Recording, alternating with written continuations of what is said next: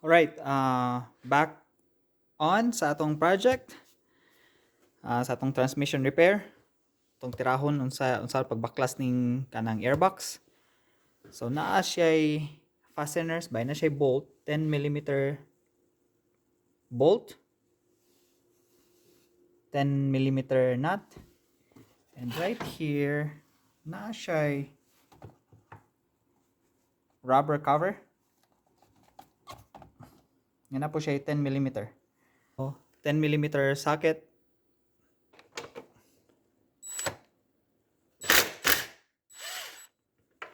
Okay, let's loose 10 millimeter nut. Na last 10 millimeter bolt. Mas maayo nga butangan og extension kay lalom sila, so mas dali siya tangtangon. Padayonon lang nato sila kamot bay, kumok naman na siya, layo pa man siya. To kung dali na lang siya bay. Oh no, ganun gahi na siya tangtangon. Alright, ang nut.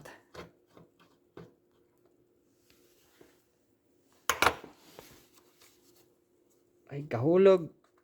Oh my gulay. Right there. Nut.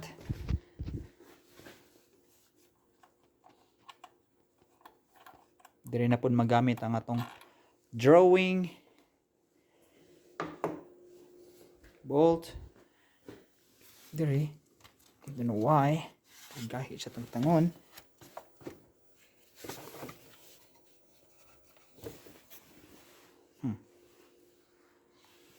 Ang siguro siya impact na pod. Right.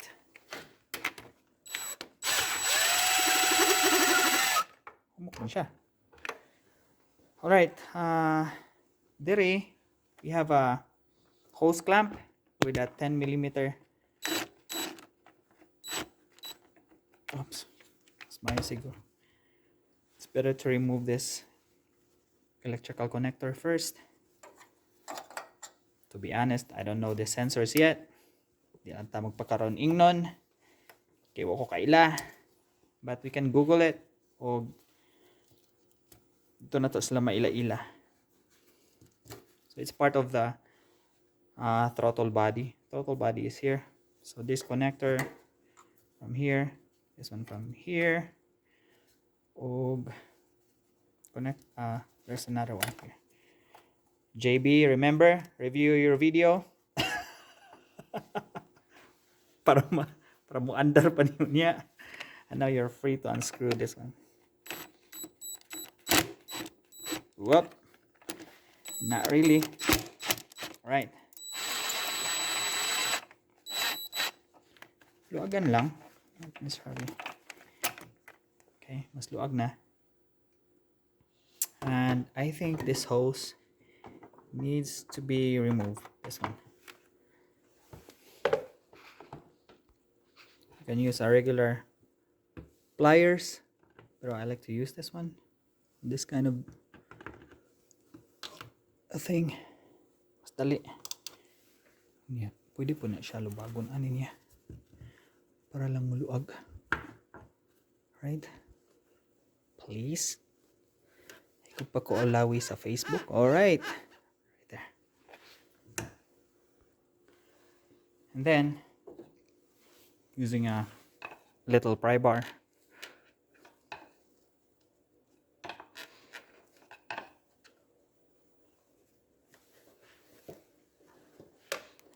Please.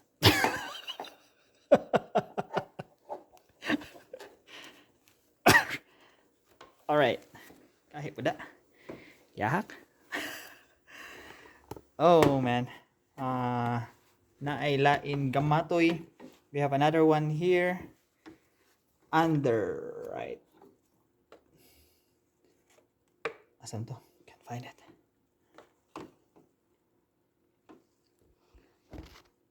Oh. This one. kani nga pipe dude. So you need to free that thing too. Para matangtang. Maybe a regular long nose plier can reach that side. That one. Right, na ako long nose pliers pa eh. Pero di ko kaabot. I need to remove this part. And I think it's a 10. Okay, it's a 10. Woo. Dali lang. Excuse me, Milwaukee. 10. Another 10.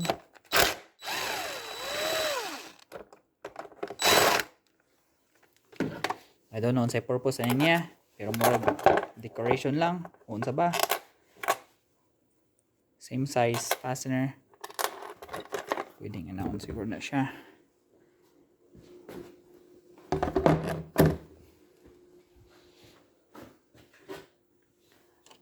See kung ma-access pa. So basically this pipe connect to this one, to the intake. Kinahanglan ako luagan siya.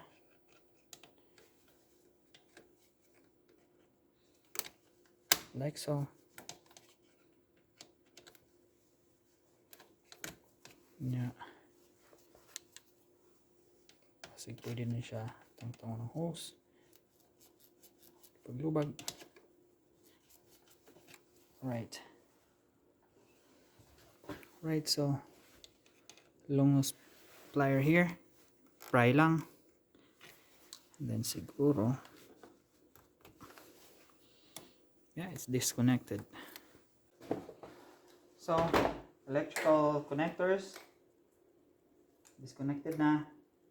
This little hose out, kaning hose out. 3 fasteners, aning plastic airbox. This one should be loose now. Oh, it's hard. Okay. And I have a 10mm right here.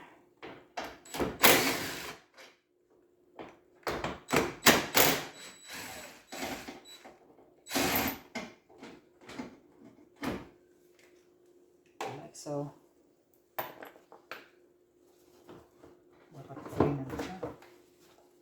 And our trophy. Ooh.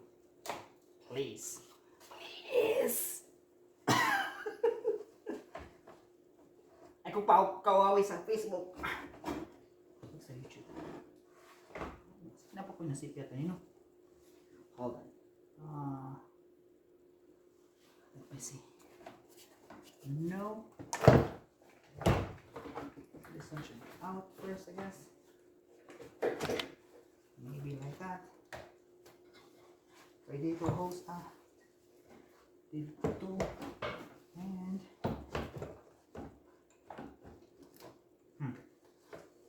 I don't know why, but not. Oh, it should be free. Hindi lang okay ba malingkwat? Dude, get out.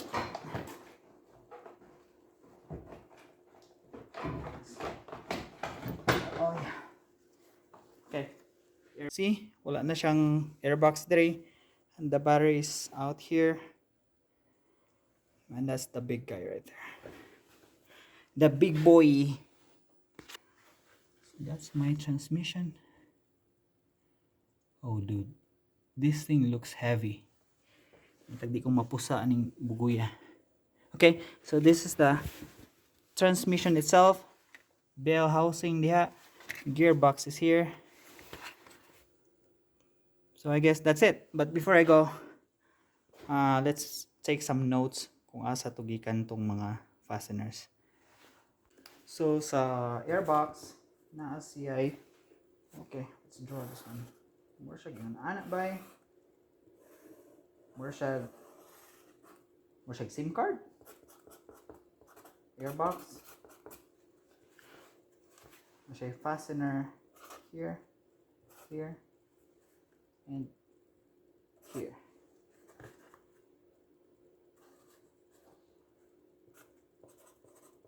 nut.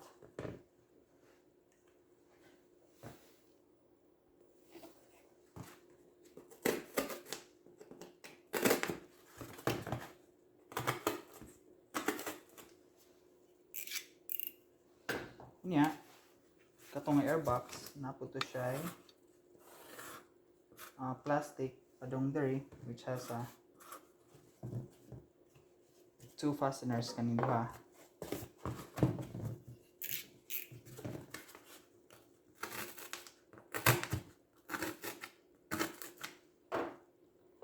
Like that. Duha. So nut. Balik lang akong nut diri. Okay, remember that baby. And this bolt.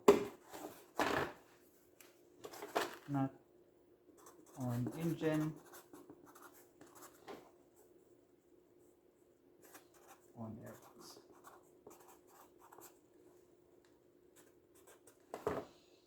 Right.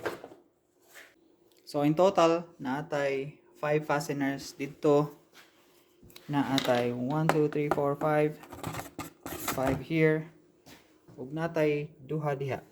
Napud siya air kaning guma cover this one. Ato lang siya padaplin. Okay, so natay duha diha. And I think that's it for tonight. Holy smoke. It's 4 a.m. Diri sa Calgary.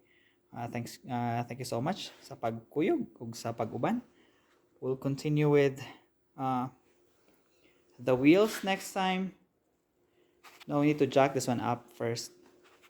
Kay libre naman most of the kuandri. But I think I need to clean this one first para dili mo contaminate o musod sa mga crevices or mga busot-buslot diha. Maybe ato yung vacuuman kadali.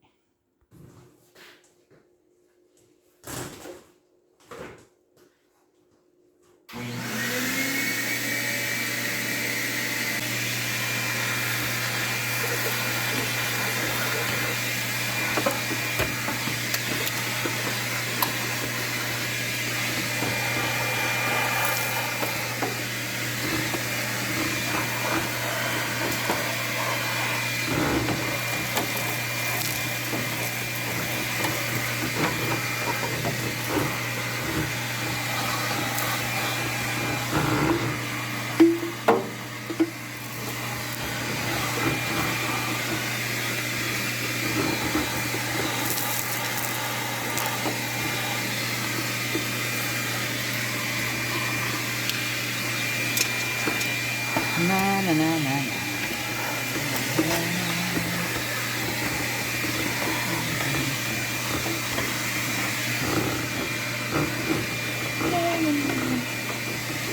Alright. Way better. Sa ganun na. Sige mga bay.